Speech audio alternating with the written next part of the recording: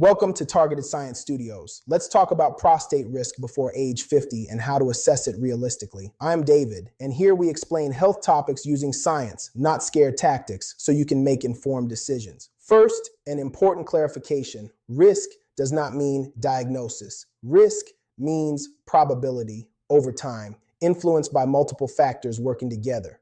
Most prostate-related conditions develop gradually, not suddenly. So instead of asking, is something wrong, clinicians look at patterns and likelihood. If you're under 50 and thinking, prostate problems don't apply to me yet, you're not alone. Most men assume prostate issues are something to worry about decades down the road. But here's the real question most doctors ask instead. Are you low risk, moderate risk, or higher risk right now? Because prostate health isn't about flipping a switch at 60. It's about changes that happen gradually. Let's start by answering an important question. What is the prostate? The prostate is a small gland, roughly the size of a walnut. It's located just below the bladder and surrounds the upper part of the urethra, the tube that carries urine out of the body.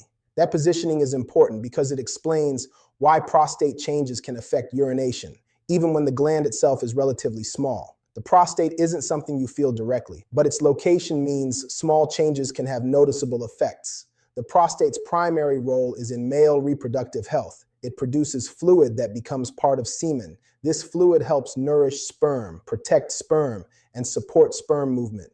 During ejaculation, the prostate helps push this fluid into the urethra, where it mixes with sperm. So while the prostate is small, its function is essential.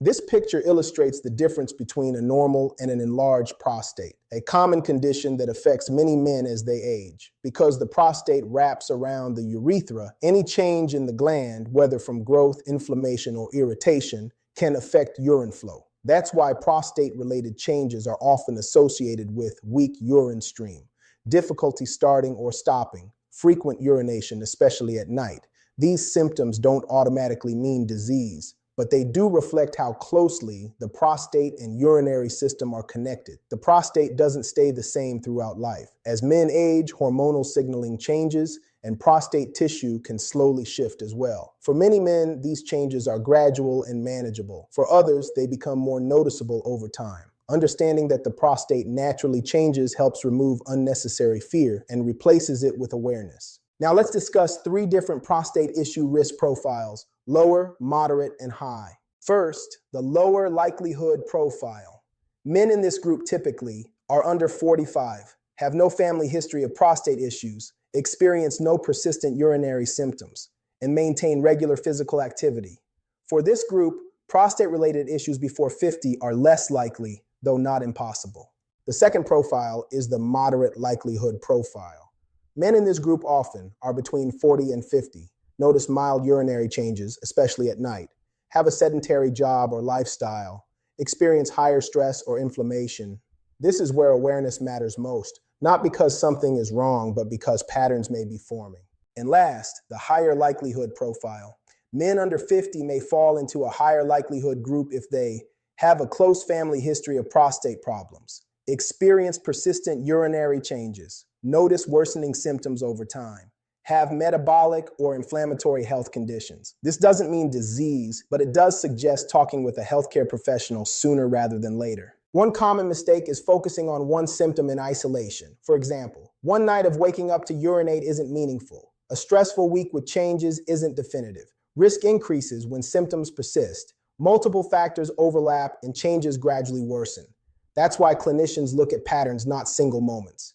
Before 50, risk tends to rise when inflammation becomes chronic, physical activity drops, hormonal balance shifts, and lifestyle stress remains high.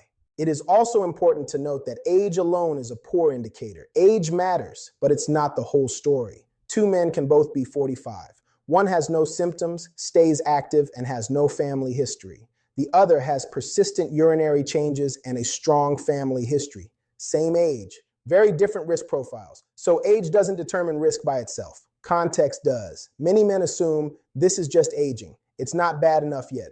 I'll deal with it later. But later often means more variables, more complexity, fewer simple options. Early awareness usually offers more choices, not fewer. If you place yourself in the moderate or higher likelihood group, the smart move isn't panic. It's monitoring changes, having informed conversations, and being proactive rather than reactive. Early awareness usually leads to simpler decisions. When you take care of your health, you protect more than yourself. You protect your ability to be present for the people who rely on you. If this helped you better understand your risk profile, consider subscribing to Targeted Science Studios.